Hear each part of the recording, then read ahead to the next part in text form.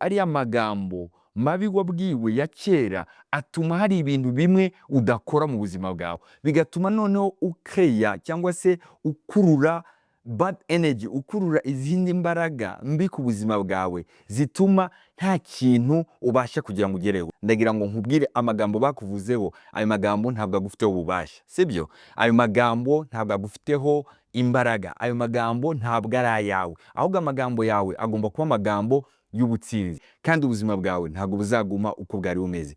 Uzatangira kubaho ubuzima wishimye, kandi uzaduha ubuhamya utubwire ko byagenze neza.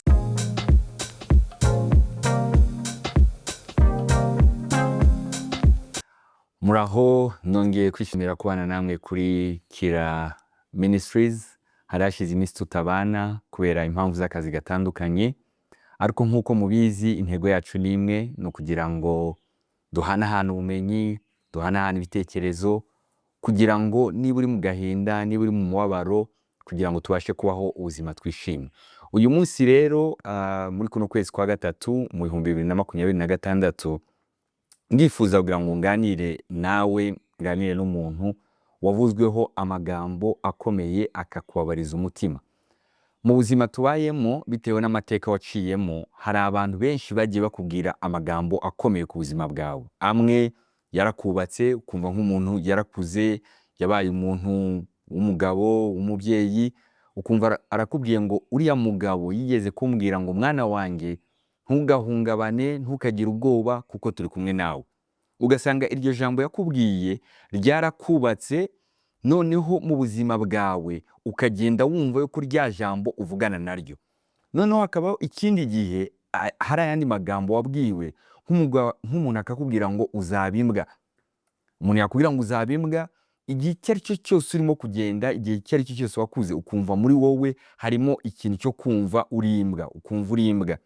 None ikindi gihe ugasanga hari nk'amakosa yakubayeho mu buzima, none ayo makosa agatuma hari abantu basa nkaho bakubwiye amagambo akomeye cyane akubwira yuko nta muntu kurimo muri wowe, nta terambere nari muzigera ugeraho.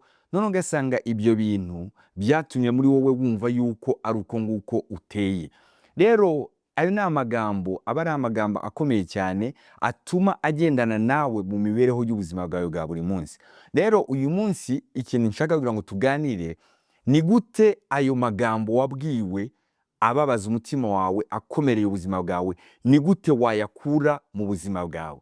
Ni ikintu gikomeye cyane, ntutekereze yuko ari ikintu wabyuka mu gitondo ngo ubyuke usanga cyakuvuyemo, ahubwo hari ibikorwa runaka ugomba gukora kugira ngo amagambo mabi yakuvuzweho, amagambo uhora buri gihe wumva amatwi yawe, kugira ngo ayo magambo ave mu bitekerezo byawe. Ikintu cya mbere rero ugomba gukora, ni uko ugomba gufata urupapuro rwawe ukandika ayo magambo mabi bakubwiye ni ayahe. Ukicara witonze, utari mu bintu byinshi cyane, ugatekereza ukavuga ati harya niriye jambo bambwiye ngo nzaba imbwa, bambwiye nta kintu nzigezaho, bambwiye yuko ndi igicucu mu mutwe, bambwiye yuko ndi ikigoryi. Ibyo bintu byose ukabyandika ku rupapuro bakubwiye. Warangiza kuri urwo rupapuro imbere yaho ugahita wandika ukavuga ati ntabwo ndi imbwa, ahubwo ndi umugabo. Niba uri n'umudamu, hari abadamu ndibaze ko ari Ikinyarwanda, yuko umugabo ntabwo bivuze yuko umugabo ari umugabo w'ubwanwa, ari sexe masculin, ahubwo umugabo ni umuntu ufite ibikorwa bya kigabo. Bivuze iki? Bivuga ngo niba barakubwiye iryo jambo, wandike uvuga ati jyewe ndi umugabo. Niba barakubwiye ngo ntacyo uzimarira, kuri rwa rupapuro wandikeho imbere yaho uvuga ati nzakimarira, ndetse n'ubwo uyu munsi nkenye, ariko ejo nzaba nkize. Urangije wandike imbere yo kuri urwo rupapuro uvuga ati nzatera imbere kandi nzaba umuntu ukomeye.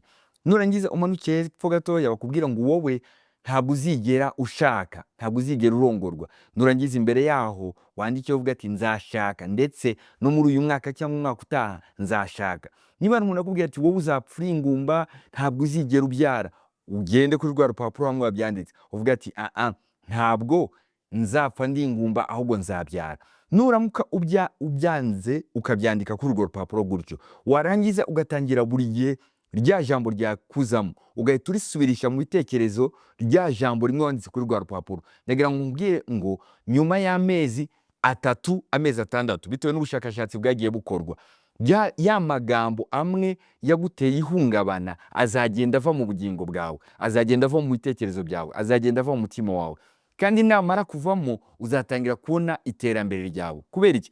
Kubera yuko ariya magambo mabi wabwiwe ya kera atuma hari ibintu bimwe udakora mu buzima bwawe, atuma hari ibintu bimwe utekereza gukora ukavuga ati ubwo bambwiye bya bindi, ubwo uyu muntu arimo gushaka kugira ngo tubane, n'ubundi ubukwe bwarapfuye ubwa mbere, ubwa kabiri burapfa, n'ubundi nta kintu nzageraho. Bigatuma noneho ukeya cyangwa se ukurura bad energy, ukurura izindi mbaraga mbi ku buzima bwawe zituma nta kintu ubasha kugira ngo ugereho. Rero ndagira ngo nkubwire ngo ubu ngubu hano kuri Kira Ministries ndagira ngo nkubwire amagambo bakuvuzeho, ayo magambo ntabwo agufiteho ububasha, sibyo? Ayo magambo ntabwo agufiteho imbaraga, ayo magambo ntabwo ari ayawe, ahubwo amagambo yawe agomba kuba amagambo y'ubutsinzi. Rero nuramuka ugiye kuryama ejo mu gitondo ukabyuka, uzatekereze ugahura n'iyi video, uzafate ruriya rupapuro rwawe wandike biriya bintu nakubwiye, kandi ubuzima bwawe ntabwo buzaguma uko bwari bumeze. Uzatangira kubaho ubuzima wishimye, kandi uzaduha ubuhamya utubwire ko byagenze neza. Mugire umunsi mwiza.